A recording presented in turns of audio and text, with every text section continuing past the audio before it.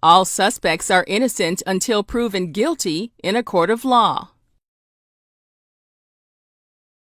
A Florida man walks the streets near Orlando naked with a machete and tries to steal another man's clothing. How police tracked him down. A flash mob invades a Los Angeles 7-Eleven. What police are saying about the case and what happened to the workers at the store. An alleged murder suspect calls police to complain about his cold food at McDonald's and ends up in a police chase and a cold jail cell. It's crime that can happen anywhere at any time. And you get it straight up right here on your Intrigued Full Effect Crime News Update.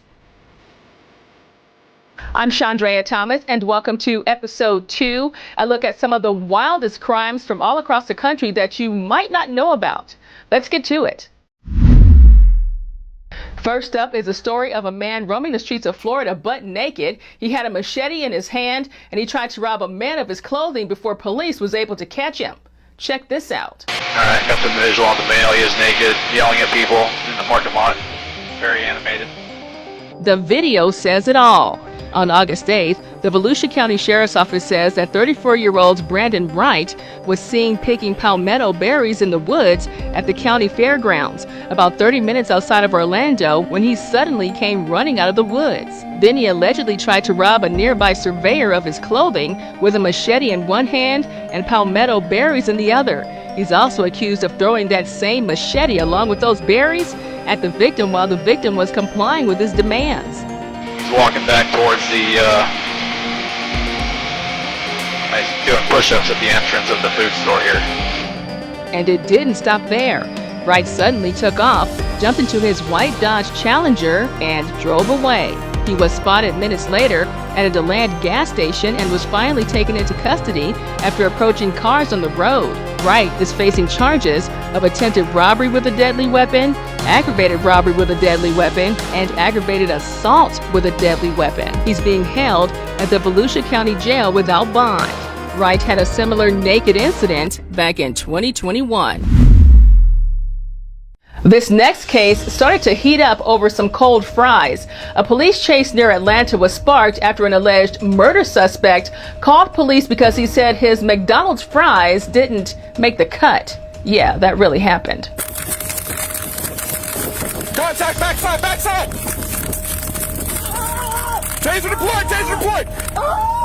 Put your hands out! Put your hands out! Now, this all happened on August 5th. Kennesaw police say 24-year-old Antoine Sims called 911 because he got into an argument with the restaurant manager over his food not being fresh. While police were doing paperwork, they discovered that Sims, who was reportedly wearing an ankle bracelet, had a warrant for failure to appear in court for a homicide in nearby Fulton County. And when they tried to make the arrest, Sims took off on foot. Officers tracked him down to an apartment complex nearby, and that's where Sims was tased and taken into custody. Oh, by the way, he is banned from that McDonald's forever. Aside from the homicide case, Sims is being held at the Cobb County Jail on drug and other misdemeanor charges. Now to a wild scene in Los Angeles, California, where a flash mob busted into a 7-Eleven, took it over, trashed it, and basically made it a free-for-all situation. The Los Angeles police are calling them flash mob looters. On August 15th, LAPD got a call about a takeover on the city's south side at a 7-Eleven store. The chaos erupted after midnight when the store was ransacked by over 100 late-night looters who allegedly took everything from cigarettes to lottery tickets and refreshing beverages. By the way, at the same time, drivers were doing donuts in the middle of the street. Investigators are also checking into other reports that some of the same people may have been part of an organized takeover in other parts of the city. Police are still trying to identify and arrest the suspects involved. Now to a daring break-in outside of St. Louis, Missouri, where a group is accused of breaking into not one but 2 stores in search of guns, and they were bold with it too. On August 31st, St. Peter's police were called to a burglary at a local Academy sports store at around 5:30 a.m. The thieves allegedly crashed a stolen car into the store and tried to take what they could. Now you can see the car roll through the store, and at least 2 males made a beeline for the gun case. Police say one of them even shot at the case but couldn't get in to take the guns. Then they sped off in a red sedan. Well, it turns out that same group may have hit another Academy Sports store less than 15 minutes away in O'Fallon, Missouri that same morning and did the exact same thing. The departments are joining forces to crack the case. The FBI has a warning about swatting, and it's causing a big problem across the country, and for some, it's all about revenge. According to the FBI, swatting is basically making fake calls to emergency services about immediate threats to the public under someone else's name, and all of it is to draw SWAT teams to a certain location. Officials say the pranks can put lives in danger by pulling resources from real emergencies, and in some cases, offenders use live streams to showcase the chaos online. Experts say one way to protect yourself is to use complex passwords for your online accounts. And if you get caught, you can face felony charges and jail time. Now to the missing. Take a good look at these pictures of Devontae Richardson, Khadijah Rose Britton, Abby Lynn Patterson, and Jacob Loomis.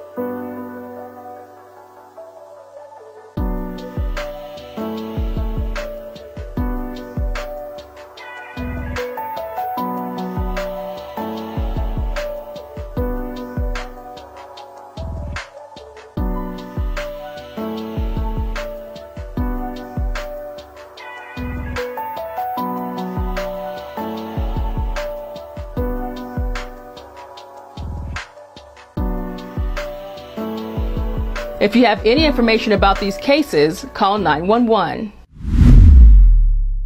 And here's a small dose of good news out of New York State before I go.